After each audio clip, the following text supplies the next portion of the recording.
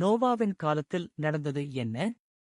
ஆதியாகமம் அதிகாரம் 6, வசனம் 5-6 மனுஷனுடைய அக்கிரமம் பூமியிலே பெருகிறது என்றும், அவன் இருதயத்து நினைவுகளின் தோற்றமெல்லாம் நித்தமும் பொல்லாததே என்றும் கர்த்தர் கண்டு, தாம் பூமியிலே மனுஷனை உண்டாக்கினதற்காக கர்த்தர் மனஸ்தாபப்பட்டார். அது அவர் இருதயத்துக்கு விசனமாயிருந்தது. நோவாவின் காலத்தில் நடந்தது என்ன என்பதை அறிந்து கொள்ள வேண்டும். தேவனுடைய இரகசியங்களை மனிதனால் அறிந்து கொள்ள முடியாது. ஆனால் தேவனாகிய கர்த்தர் இயேசு கிறிஸ்து நம் கரங்களில் கொடுத்த பரிசுத்த வேதாகமம் மூலமாக அறிந்து கொள்ள முடியும். தேவன் இயேசு கிறிஸ்து இந்த உலகம் முழுவதையும் தம்முடைய வார்த்தையால் உருவாக்கினார். ஆனால் மனிதனை அவர் அப்படி படைக்கவில்லை. மனிதன் தேவனுடைய கரங்களில் அழகான ஒரு வடிவம். அந்த வடிவம் உலகத்தை உருவாக்கினவருடைய முகம், அதாவது தேவன் இயேசு கிறிஸ்து எப்படி இருக்கிறாரோ அவரை பிரதிபலிக்கும் ஒருவனாக மனிதன் உண்டாக்கப்பட்டான். உலகில் தோன்றிய சகல மிருகங்கள், பறவைகள், நாம் அறிந்து அறியாமல் இருக்கும் பல உயிரினங்கள் பெறாத ஒன்று ஜீவசுவாசம். ஆதியாகமம் அதிகாரம் 2 வசனம் 7 தேவனாகிய கர்த்தர் மனுஷனை பூமியின் மண்ணினாலே உருவாக்கி ஜீவசுவாசத்தை அவன் நாசியிலே ஊதினார். மனுஷன் ஜீவாத்துமாவானானான். இந்த வேத வாக்கியத்தை புரியவில்லை என்றால் 100 முறை படித்து பாருங்கள். தேவன் காற்றை உருவாக்கினார். அவர் பர்வதங்களை உருவாக்கினவரும் காற்றை சிருஷ்டித்தவரும் மனுஷனுடைய நினைவுகள் இன்னதென்று அவனுக்கு வெளிப்படுத்துகிறவரும் விடியற்காலத்தை அந்தகாரமாக்குகிறவரும் பூமியினுடைய உயர்ந்த ஸ்தானங்களின் மேல் உலாவுகிறவருமாயிருக்கிறார். சேனைகளின் தேவனாகிய கர்த்தர் என்பது அவருடைய நாமம்.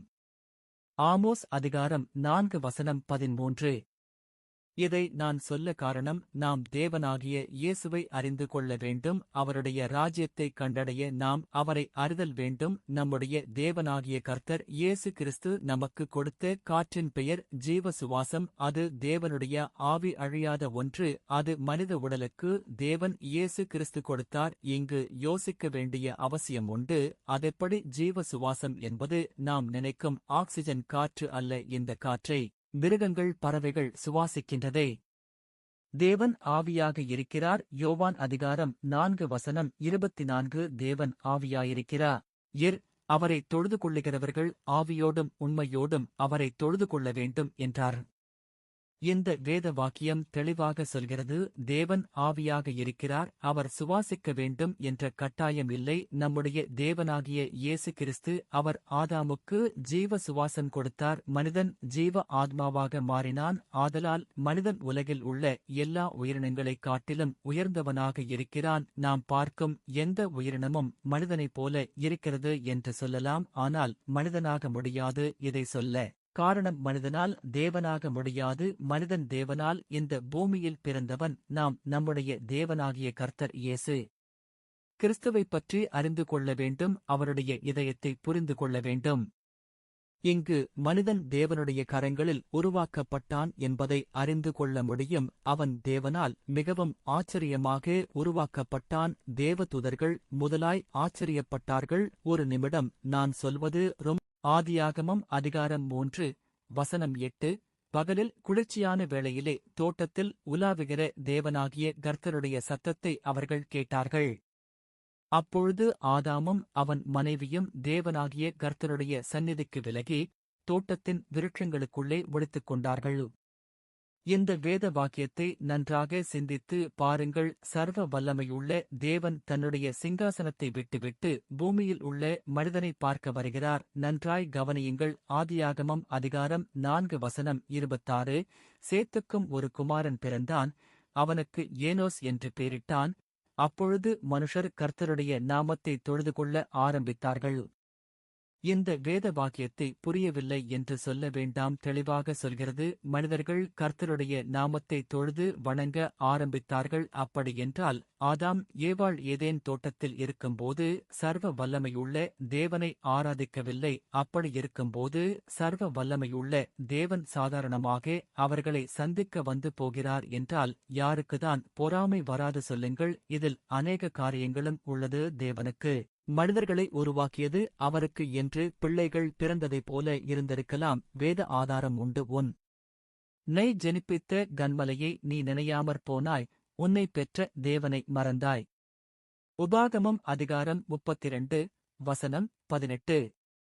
நாம் ஆராதிக்கும் தேவன் இயேசு கிறிஸ்து. அவர் நம்மை பிள்ளைகளாக நடத்துகிறார் என்பதை உணர்ந்து கொள்ள வேண்டும். மனிதன் தேவனால் அவருடைய கரங்களில் உருவாக்கப்பட்ட ஒரு சிறந்த படைப்பு. ஆனால் அந்த படைப்பு அவரை மனம் நோக செய்தது. ஆம், சர்வ வல்லமையுள்ள தேவன் தன்னுடைய படைப்பை பார்த்தார். அது அவருக்கு மன அழுத்தம் கொடுத்து மனம் நொந்து அழைக்க வேண்டும் என்ற எண்ணம் வந்தது. இதனுடைய காரணம் என்னவாக இருக்கும் என்பதை வேத நூல்கள் ஆதாரங்களோடு அடுத்த பாகம் 2 விரைவில் வெளியாகும். நோவாவின் காலத்தில் நடந்தது என்ன?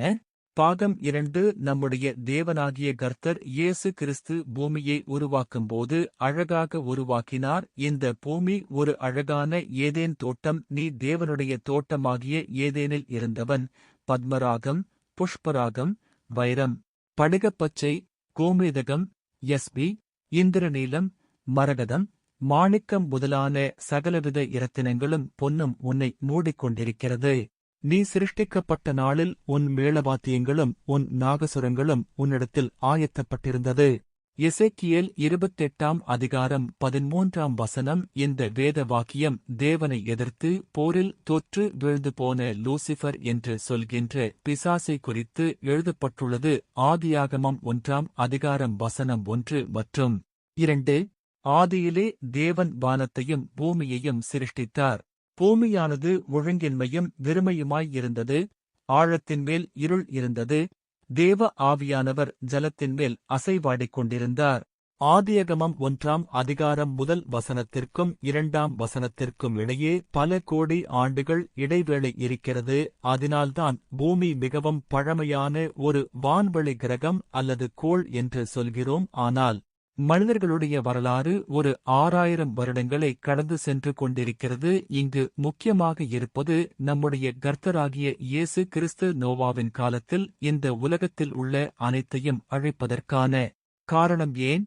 இதில் பிசாசின் பங்கு என்ன என்பதை அறிந்து கொள்ள வேண்டியது மிகவும் அவசியம். மனிதன் வஞ்சிக்கப்படுதல் முதல் பாகத்தில் உள்ள வீடியோவை பார்த்தவர்களுக்கு புரியும். யாருக்குதான் பொறாமை வராது என்று. காரணம், சர்வ வல்லமையுள்ள தேவனாகிய கர்த்தர் இயேசு சாதாரணமான மனிதன் ஆதாம் மற்றும் ஏவாள் இவர்களை சந்திக்க தினமும் தோட்டத்தில் வந்து பேசிவிட்டு செல்கிறார். பரலோகத்தில் இருந்து தள்ளப்பட்ட தூதன் லூசிபர் என்கிற பிசாசு பார்க்கிறது நேரடியாக இந்த மனிதர்களை, அதாவது ஆதாம் மற்றும் ஏவாள் இவர்களை கொல்ல முடியாது. காரணம், தேவனுடைய சுவாசம், அது ஜீவ சுவாசம், நித்திய ஜீவன் என்பது அவனுக்கு தெரியும். ஆதலால் அவன் எப்படியாவது தேவனை கஷ்டப்படுத்த வேண்டும். ஆனால் சர்வ வல்லமையுள்ள தேவனை யாரால் கஷ்டப்படுத்த கூடும்? யுத்தத்தில் தோல்வியுற்ற பிசாசு என்கிற லூசிபர் ஒரு நல்ல விஷயம் தெரிந்து கொண்டான். அது தேவனுடைய அன்பு. 1 யோவான் 4:8.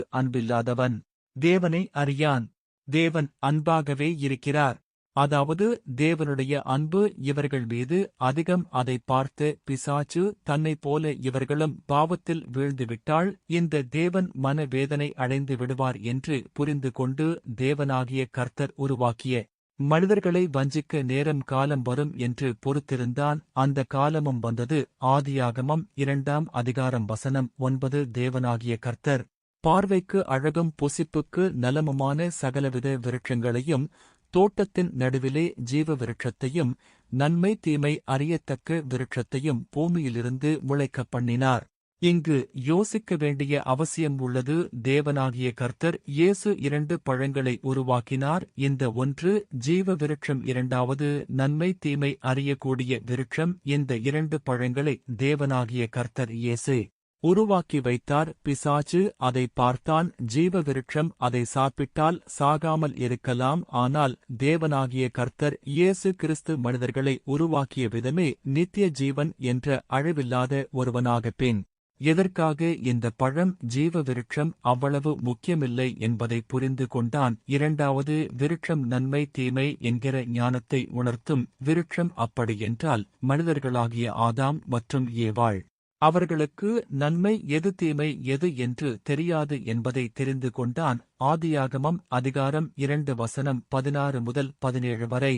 தேவனாகிய கர்த்தர் மனுஷனை நோக்கி, நீ தோட்டத்திலுள்ள சகல விருட்சத்தின் கனியையும் புசிக்கவே புசிக்கலாம். ஆனாலும் நன்மை தீமை அறியத்தக்க விருட்சத்தின் கனியை புசிக்க வேண்டாம். அதை நீ புசிக்கும் நாளில் சாகவே சாவாய் என்று கட்டளையிட்டாரு. இந்த வேத வாக்கியம் தெளிவாக சொல்கிறது. தேவன் ஆதாம் மற்றும் ஏவாள் இவர்களை அழைத்து தோட்டத்தில் இருக்கும் நன்மை தீமை குறித்த அறிவை உணர்த்தும். இந்த ஒரு பழத்தை சாப்பிட வேண்டாம் என்று சொல்லிவிட்டார். பிசாசு யோசித்து பார்த்தது, எதற்காக ஜீவ விருட்சம், எதற்காக நன்மை தீமை அறியும் ஞான விருட்சம்?